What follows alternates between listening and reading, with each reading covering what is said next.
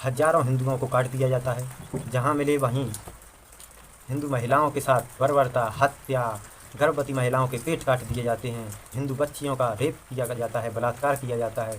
उनके माता पिताओं के सामने बच्चियों का रेप किया जाता है। और जो कम उम्र की बच्चियां थीं, जिनको उन्होंने अपने कंट्रोल में कर लिया था हिंदुओं को मारकर, उनके बाप, भाई, माता पिता सबको मारकर उनके साथ 10-10 साल की बच्चियों के साथ 60-60, 70-70 साल के बुढ़ों ने शादी की। नमस्कार दोस्तों, मैं वासुदेव कुमार। आपने ये तो सुना होगा सोशल मीडिया पर कि जब से बीजेपी आई है तब से देश में हिंदू मुसलमान होने लगा है। जब से मोदी जी आए हैं हिंदू मुसलमान के दंगे बढ़ने लगे हैं। जब से बीजेपी आई है तब से देश का माहौल ख़राब हो गया है। तो आज हम उसकी सच्चाई समझने जा रहे हैं। बीजेपी के ना आने से पहले कितना भाईचारा था। तो मैंने सीधे आज से 100 साल पहले की घटना पर चर्चा की है इस वीडियो में, जो लगभग 101 साल पुरानी घटना है। तो देखेंगे उसमें कितना हिंदू मुस्लिम भाईचारा था। तो समझते हैं क्या है वो घटना। 20 अगस्त 1921 को एक घटना होती है। मोपला नरसंहार के नाम से इसे जाना जाता है। उसकी शुरुआत होती है खिलाफत आंदोलन से। और खिलाफत आंदोलन को अच्छे से समझने के लिए हमें समझना पड़ेगा प्रथम विश्व युद्ध, क्योंकि खिलाफत आंदोलन की शुरुआत होती है प्रथम विश्व युद्ध से और इस घटना की शुरुआत होती है खिलाफत आंदोलन से। तो भारत में खिलाफत आंदोलन क्यों शुरू हुआ, इसकी क्या ज़रूरत थी, देश को खिलाफत आंदोलन से क्या फ़ायदे थे, चलिए समझते हैं खिलाफत आंदोलन क्यों हुआ। जब प्रथम विश्व युद्ध में ब्रिटेन की जीत हुई, उसके बाद तुर्की में से खलीफा शासन को हटा दिया गया। जो तुर्की के खलीफा थे ब्रिटेन की जीत से पहले, उन्होंने पूरी दुनिया के मुसलमानों से ये निवेदन किया कि वो ब्रिटेन की सेना और ब्रिटेन के खिलाफ़ एक मुहिम छेड़ें जिससे तुर्की में खलीफा शासन फिर से लागू हो।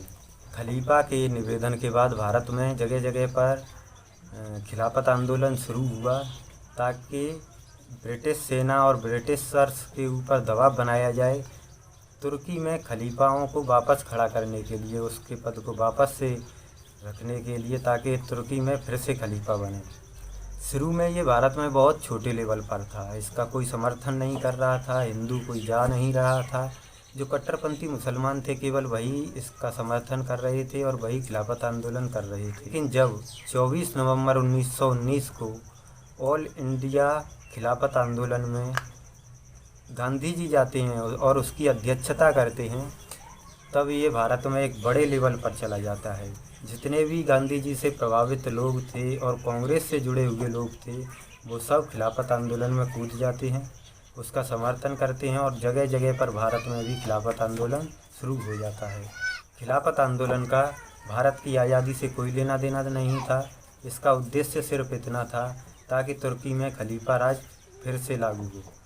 इसी तरह देश में जगह जगह पर खिलाफत आंदोलन होने लगी। फिर एक खिलाफत आंदोलन होता है केरल के मालाबार क्षेत्र में। तारीख थी 20 अगस्त 1921। वहाँ पर खिलाफत आंदोलन शुरू होता है और इसको पूरी तरह जो मॉनिटर कर रहे थे वो दो लोग थे, शौकत अली और मोहम्मद अली। इन दोनों को ट्विंस ब्रदर्स के नाम से भी जानते हैं और ट्विंस अली के नाम से भी जानते हैं। केरल के मालाबार क्षेत्र में खिलाफत आंदोलन शुरू होने से पहले वहाँ पर महात्मा गांधी जी जाते हैं, हिंदुओं से ये निवेदन करते हैं कि वो ज़्यादा से ज़्यादा मात्रा में धन दें ताकि खिलाफत आंदोलन को एक अच्छे लेवल पर किया जा सके, पैसे की कमी को दूर किया जा सके, अंग्रेज़ों के खिलाफ़ लड़ाई लड़ने के लिए अस्त्र शस्त्र की सुविधाएं उपलब्ध हों, चाकू, तलवार, बंदूक जैसे हथियार उपलब्ध हों। हिंदू इसमें बढ़ चढ़कर हिस्सा लेते हैं क्योंकि महात्मा गांधी उस समय के एक उभरते हुए राजनेता थे। उनकी बातों को करोड़ों लोग सुनते थे और एक कहने पर सड़क पर आ जाते थे। खिलाफत आंदोलन को लीड कर रहे थे ट्विंस ब्रदर, जिनका नाम था शौकत अली, मोहम्मद अली। इनको अली ब्रदर्स के नाम से भी जानते हैं।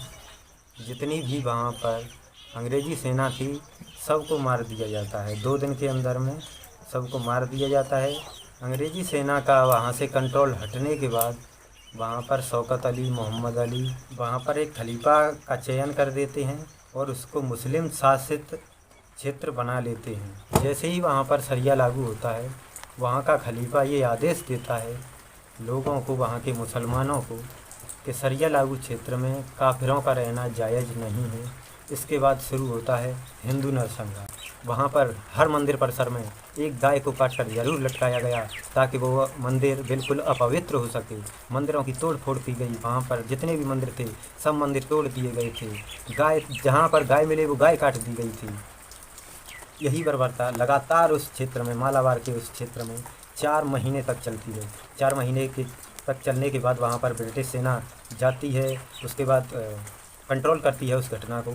स्थिति को कंट्रोल करने में 43 ब्रिटिश सैनिक शहीद होते हैं और 147 बुरी तरह घायल होते हैं।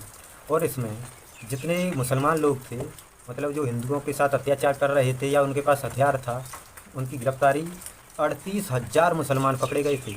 38,000 मुसलमान सड़कों पर ढूंढ रहे थे हिंदुओं को, कहाँ मिले, काटा जाए, मारा जाए।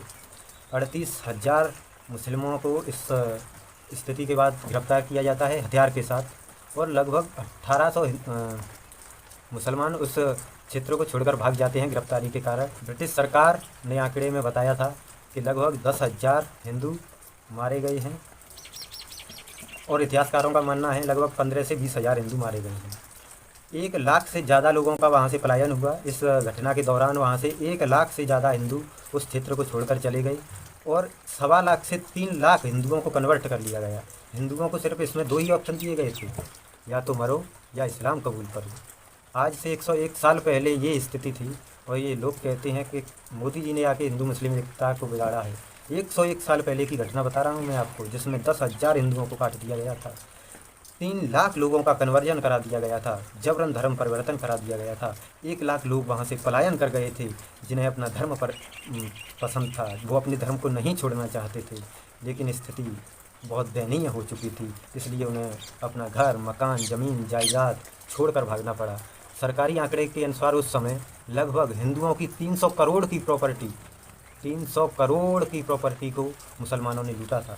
अगर आप इस घटना को खुद से पढ़ना चाहते हैं, इसके बारे में खुद से जानना चाहते हैं, तो आप जा सकते हैं। एनी बिसेंट ने इस पर एक किताब लिखी है। बाबा साहब अम्बेडकर जी ने अपनी किताब में इसकी चर्चा की है, पाकिस्तान अथवा भारत का विभाजन। वीर सावरकर जी ने एक पुस्तक लिखी है, मोपला मुझे इससे क्या। और भी कुछ लोगों ने इस पर किताबें लिखी हैं या अपनी किताबों में इस घटना की चर्चा की है। तो इस घटना पर महात्मा गांधी जी के विचार समझते हैं कि उन्होंने उस समय इस घटना पर क्या कहा था। जो अहिंसा के पुजारी थे, जो हर समय एक गाल पर चांटा खाकर दूसरा गाल सामने करते थे, उन्होंने इन 10,000 से ज़्यादा हिंदुओं को मारने वालों को क्या कहा हिंदुओं के साथ इतना अत्याचार करने वालों को, ये हम समझेंगे। बाबा साहब अम्बेडकर जी अपनी किताब पाकिस्तान अथवा भारत के विभाजन के पेज नंबर 149 में लिखते हैं कि महात्मा गांधी जी ने इस घटना के बारे में क्या कहा था। मोपला मुसलमान हैं, वो अल्लाह से डरने वाले बहादुर मुसलमान हैं, और यह उस बात के लिए लड़ रहे हैं जिसे वो अपना धर्म समझ रहे हैं, और उस तरीके से लड़ रहे हैं जिसे धार्मिक समझते हैं। हिंदुओं को इतना साहस रखना चाहिए कि उनको गलत न समझें। अब हिंदुओं के साथ इतनी बर्बरता, इतना अत्याचार करने के बाद भी महात्मा गांधी जी ये कह रहे हैं क्या मुसलमानों को गलत ना समझें। उन्होंने तो हजरत की शिक्षाओं को गलत समझ लिया है, इसलिए उन्होंने ऐसा किया है। आगे देखते हैं। हिंदुओं में इतना साहस और इतनी आस्था होनी चाहिए कि धर्मंधों द्वारा की जाने वाली इन गड़बड़ियों के बावजूद वे अपने धर्म की रक्षा कर सकें। मतलब महात्मा गांधी जी का कहना ये था कि जो धर्म के लिए लड़ रहे हैं उनके द्वारा कुछ गड़बड़ी की गई है, इस पर उनको गलत ना समझें। और आगे क्या लिखते हैं। मोपलाओं के पागलपन की मुसलमानों द्वारा की जाने वाली निंदा को मुसलमानों की दोस्ती की कसौटी नहीं माना जा सकता। मोपला लोगों द्वारा किए गए जबरन धर्म परिवर्तन और लूटपाट के बारे में मुसलमानों को स्वयं शर्मिंदगी होनी चाहिए। मतलब महात्मा गांधी जी का मानना ये था कि हिंदू उनको गलत ना समझें, उन्हें खुद से शर्मिंदगी महसूस होगी कि हमने हिंदुओं के साथ क्या किया, जबरन धर्म परिवर्तन किया, उनकी संपत्ति को लूटा। ये कहना था महात्मा गांधी जी का। और आगे लिखते हैं। उन्हें चुप रहते हुए ऐसे प्रभावकारी ढंग से प्रयास करने चाहिए कि उनमें से अधिकतम धर्मांध व्यक्तियों के लिए ऐसे काम करना असंभव हो जाए। मतलब इस घटना पर चर्चा नहीं करनी चाहिए, मुसलमानों को गलत नहीं समझना चाहिए, उनकी दोस्ती पर भरोसा रखना चाहिए। ये कहना था महात्मा गांधी जी का। महात्मा गांधी जी ने इस घटना का आरोप हिंदुओं पर ही लगा दिया। यंग इंडिया के लेख में महात्मा गांधी जी का कहना था कि हिंदुओं ने उनका ध्यान नहीं रखा, इसलिए उन्होंने हिंदुओं को मारा। इस पर अब उन पर क्रोध करना उचित नहीं है। ये थे महात्मा गांधी जी के विचार। जो लोग हिंदू मुस्लिम भाईचारे की बात करते हैं, जाकर जो मैंने अभी किताबें बताई हैं, जाकर वो पढ़ लें। पहले अच्छे तरीके से उन्हें पढ़ें, निष्कर्ष निकालें कि इन्होंने जो लिखा है वो क्यों लिखा है, किस आधार पर लिखा है। आपकी आंखों से हिंदू मुस्लिम भाईचारे की पट्टी आज ही उतरने वाली है, आज ही। अब आगे देखते हैं। वीर सावरकर जी ने अपनी किताब मोपला मुझे उससे क्या के 13वें पृष्ठ पर लिखते हैं, मुसलमानों का भाईचारा केवल और केवल मुसलमानों के लिए ही है। दूसरे धर्म वालों को देखते ही उनकी भाईचारे की परिभाषा बदल जाती है। ये विचार थे हिंदू मुस्लिम भाईचारे पर वीर सावरकर जी के। और इसी हिंदू मुस्लिम भाईचारे पर अम्बेडकर जी अपनी उसी पुस्तक के 337वें पेज पर लिखते हैं कि मुसलमानों का हिंदू मुस्लिम भाईचारा एक बंद कमरे के जैसे है, जहां अंदर वालों के लिए भाईचारा है और दूसरों के लिए क्रोध बाहर आता है। अम्बेडकर जी ने स्पष्ट लिखा है कि हिंदू मुस्लिम भाईचारा कोई मुस्लिम भाईचारा नहीं है, केवल मुसलमानों का मुसलमानों से ही भाईचारा है। हिंदुओं को देखते ही सिर्फ उन्हें क्रोध आता है। ये लिखते हैं कौन? बाबा साहब अम्बेडकर। आज के जो जय भीम जय मीम करने वाले लोग हैं, जाकर पढ़िए इन किताबों को। बाबा साहब के विचार, महात्मा गांधी जी के क्या विचार थे, हिंदुओं से इतनी नफरत क्यों करते थे। जब देश आज़ाद हो गया था, कांग्रेस की सत्ता स्थापित हो गई थी, उसके बाद मोपला मुसलमान, यानी जो हिंदुओं के साथ इतनी बर्बरता, क्रूरता, अत्याचार किए थे, उन लोगों को जब फ्रीडम फाइटर्स अवार्ड दिए गए थे, जब ये मुझे पता चला ना, आँखों से आंसू आने लगे थे।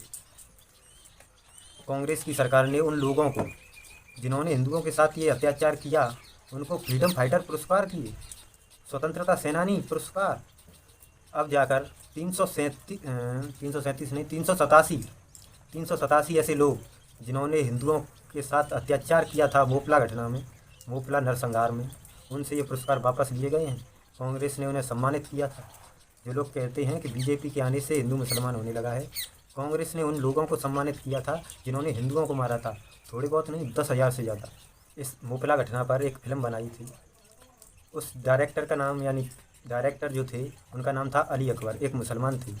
उन्होंने जब ये पूरी फिल्म बनाई, इसके लिए रिसर्च किया, इतिहास पढ़ा, घटनाओं को देखा, समझा। अभी वो मुसलमान नहीं हैं, उन्होंने अपना धर्म बदल लिया है। अब उनका नाम राम सिम्हन है। हिंदू धर्म अपना लिया है उन्होंने, मुसलमान धर्म छोड़ दिया है। वीडियो के आखिर में सिर्फ मेरा इतना ही कहना है कि हिंदू मुस्लिम भाईचारा हो अच्छी बात है, लेकिन एक तरफा हो, दूसरी तरफ धारें लगाई जा रही हैं तलवार पर, और आप आंख बंद करके हिंदू मुस्लिम भाईचारा करके उनके पास जाओगे तो गर्दन काटना तय है। अपने इतिहास को अच्छे से जानो। हमने अपना इतिहास पढ़ा नहीं, कांग्रेस ने पढ़ने नहीं दिया, इसके बारे में कुछ लिखा नहीं, इसको एक स्वतंत्रता के लिए किया गया आंदोलन बता दिया। अगर आप इतिहास से कुछ सीखोगे नहीं तो इतिहास अपने आप को दोहराता जाएगा। इस इतिहास से हमने कुछ नहीं सीखा। मोपला घटना से इतिहास ने अपने आप को फिर से दोहराया। डायरेक्ट एक्शन डे, इस पर भी मेरा आगे आने वाला वीडियो यही होगा। डायरेक्ट एक्शन डे में जो हिंदुओं के साथ हुआ था, आपको एक दूसरा एग्जाम्पल दिखाऊंगा हिंदू मुस्लिम भाईचारे। जो लोग आपको ये नसीहत देते हैं कि हिंदू मुस्लिम भाईचारा, हिंदू मुस्लिम एकता, ये वीडियो उनके पास भेजिए और कहिए आज भाईचारा जब आप कहते हो कि मोदी जी ने ख़त्म कर दिया, तो आज से 100 साल पहले कहाँ था, दिखाइए ना। 100 साल पहले की घटना है ये। अगर आप ऐसे वीडियो देखना चाहते हैं अपने इतिहास से जुड़े, जिससे आपको कुछ नई जानकारी मिले जो हमसे छुपाई गई है, चैनल को सब्सक्राइब कर लीजिए। और जो आपको हिंदू मुस्लिम एकता की नसीहत देते हैं, ये वीडियो उनके पास शेयर कीजिए। जय हिंद, जय श्री राम, हर हर महादेव।